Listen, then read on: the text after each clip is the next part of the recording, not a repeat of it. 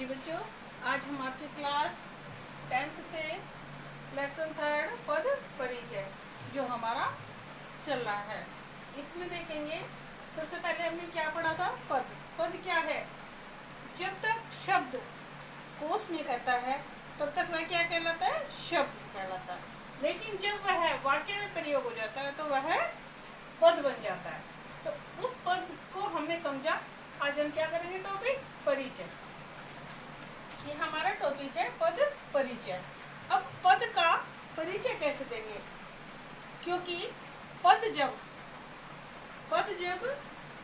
किसी वाक्य में प्रयोग हो जाता है तो वह व्याकरणिक नियमों में बंध जाता है। यानी क्या? आप यह समझेंगे कि उसका जो संबंध है वो व्याकरण से जुड़ जाता है।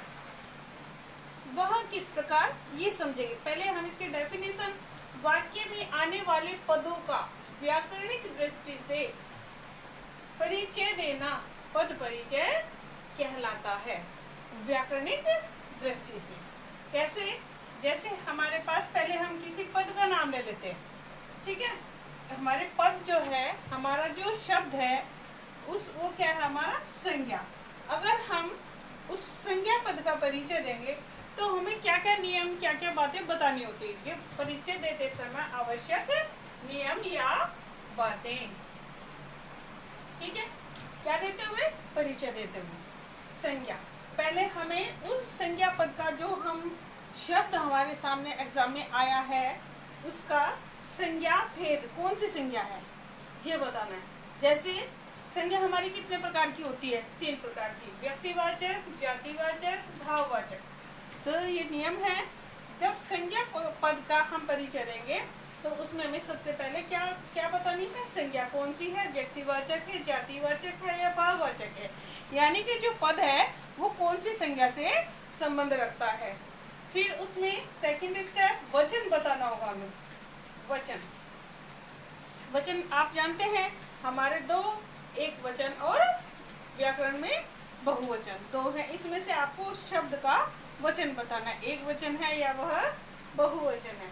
फिर थर्ड स्टेप, लिंग बताना है, स्त्रीलिंग है या फिर पुल्लिंग है।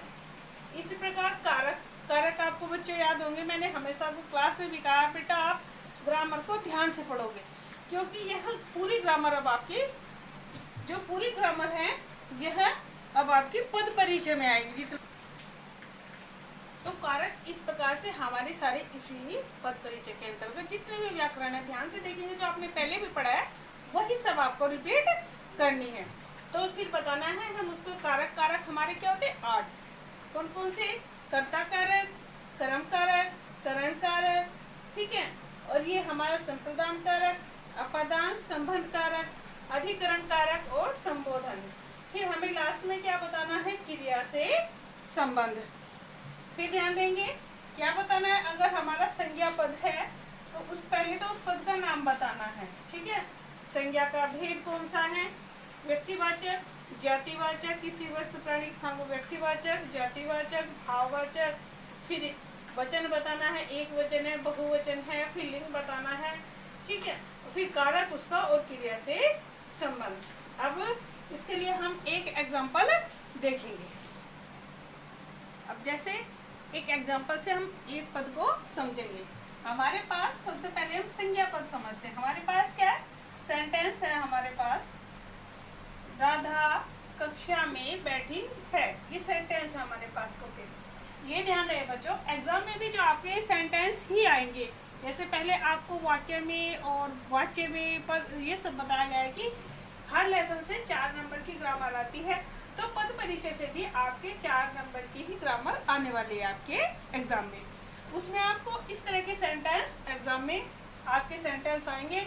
उसमें से जिस पद का आपको परिचय देना होगा वो इस तरह आपके अंडरलाइन एग्जाम की बुकलेट पे आते हैं, ठीक है।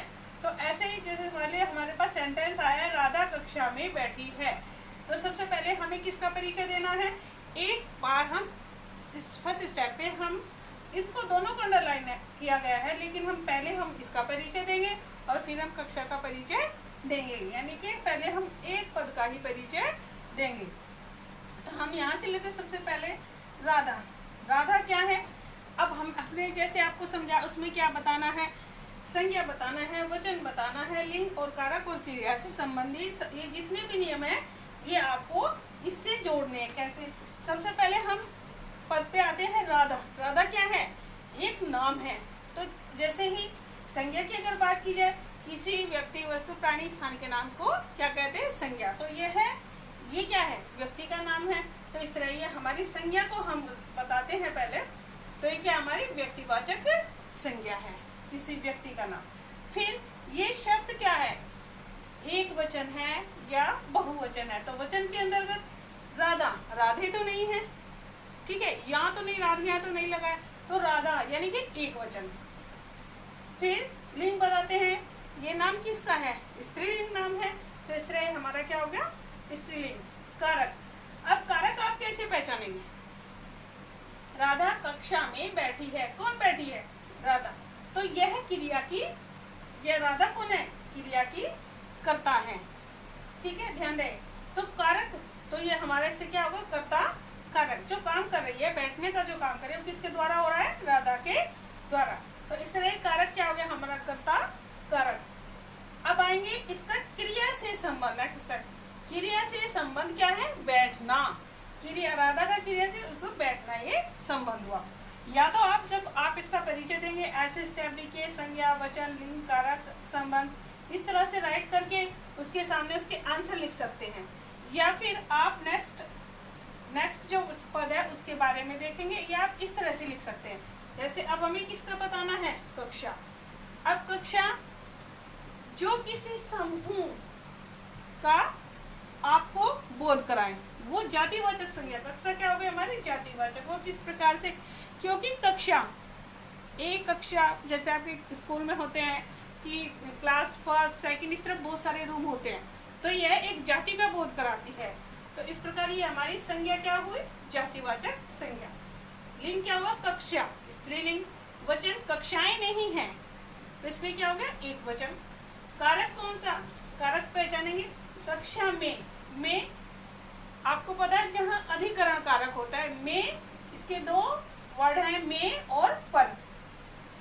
जैसे कैसे?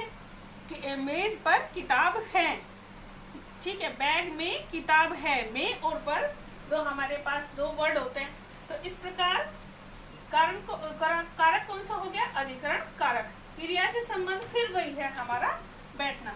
या तो आप इस प्रकार से लिख सकते हैं एग्जाम में, या आप इस टाइप से ऐसे लाइन में भी इस प्रकार से लिख सकते हैं। एक बार फिर ध्यान है, हमारे पास संज्ञा वर्ड में राधा शब्द है। राधा क्या है? संज्ञा कौन सी?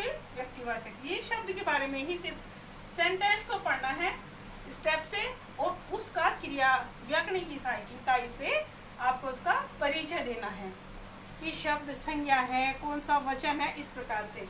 तो राधा क्या है? संज्ञा, व्यक्तिवाचक, वचन, एक वचन, लिंग, स्त्रीलिंग, कारक, कर्ता कारक, क्योंकि यह क्रिया की कर्ता है, और संबंध, क्रिया से बैठना का संबंध है। ऐसे ही नेक्स्ट हमारा टॉपिक है जो है कक्षा। कक्षा क्या हुई? एक जातिवाचक संज्ञा। लिंग, कक्षा, स्त्रीलिंग, फिर एक वचन, अधिकरण कारक, क्रिया से संबंध, बैठना। ठीक है, तो बच्चों समझ में आया? ठीक है बच्चों, अब आपको नेक्स्ट पद परिचय का नेक्स्ट टॉपिक आपको नेक्स्ट लेक्चर में पढ़ाया जाएगा।